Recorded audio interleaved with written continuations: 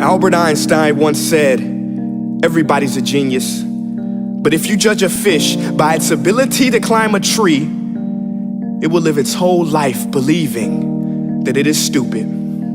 Ladies and gentlemen of the jury, today on trial we have modern day schooling. Glad you could come. Not only does he make fish climb trees, but also makes them climb down and do a 10-mile run. Tell me, school, are you proud of the things you've done? Turning millions of people into robots, do you find that fun? Do you realize how many kids relate to that fish swimming upstream in class, never finding their gifts, thinking they are stupid, believing they are useless? Well, the time has come, no more excuses. I call school to the stand and accuse him of killing creativity, individuality, and being intellectually abusive. He's an ancient institution that has outlived his usage. So, Your Honor, this concludes my opening statement, and if I may present the evidence of my case, I will prove it. Proceed. Exhibit A. Here's a modern day phone. Recognize it? Here's a phone from 150 years ago. Big difference, right? Stay with me. Here's a car from today, and here's a car from 150 years ago.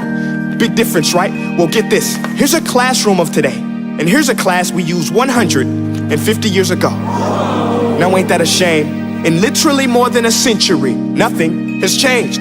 Yet you claim to prepare students for the future?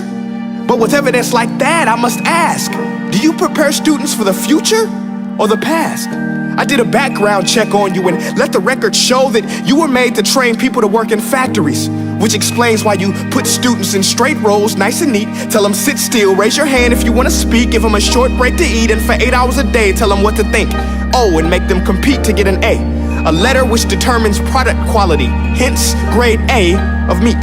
I get it. Back then, times were different. We all have a past. I myself am no Gandhi. But today, we don't need to make robot zombies. The world has progressed, and now we need people who think creatively, innovatively, critically, independently, with the ability to connect. See, every scientist will tell you that no two brains are the same, and every parent with 2 or more children will confirm that claim.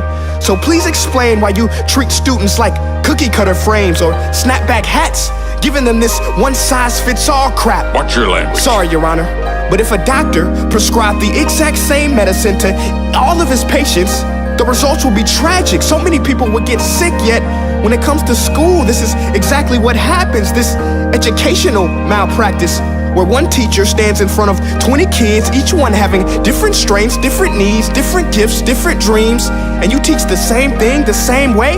That's horrific. Ladies and gentlemen, the defendant should not be acquitted. This may be one of the worst criminal offenses ever to be committed. And let's mention the way you treat your employees. Objection. Overruled. I want to hear this. It's a shame. I mean, teachers have the most important job on the planet, yet they're underpaid? No wonder so many students are short-changed. Let's be honest, teachers should earn just as much as doctors, because a doctor can do heart surgery and save the life of a kid, but a great teacher can reach the heart of that kid and allow him to truly live. See, teachers are heroes that often get blamed, but they're not the problem. They work in a system without many options or rights. Curriculums are created by policymakers, most of which have never taught a day in their life. Just obsessed with standardized tests. They think bubbling in a multiple choice question will determine success. That's outlandish. In fact, these tests are too cruel to be used and should be abandoned, but don't take my word for it. Take Frederick J. Kelly, the man who invented standardized testing, who said, and I quote, "These tests are too cruel to be used and should be abandoned." Ladies and gentlemen of the jury, if we continue down this road, the results will be lethal.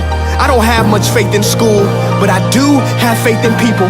And if we can customize healthcare, cars, and Facebook pages, then it is our duty to do the same for education, to upgrade it, change it, do away with school spirit, because that's useless. Unless we're working to bring the spirit out of each and every student, that should be our task. No more Common Core. Instead, let's reach the core of every heart in every class. Sure, math is important, but no more than art or dance. Let's give every gift an equal chance. I know this sounds like a dream, but countries like Finland are doing impressive things. They have shorter school days, teachers make a decent wage, homework is non-existent, and they focus on collaboration instead of competition. But here's the kicker, boys and girls. Their educational system outperforms every other country in the world. Other places like Singapore are succeeding rapidly. Schools like Montessori, programs like Khan Academy. There is no single solution, but let's get moving. Because while students may be 20% of our population, they are 100% of our future. So let's attend to their dreams, and there's no telling what we can achieve. This is a world in which I believe, a world where fish are no longer forced to climb trees. I'll rest my case.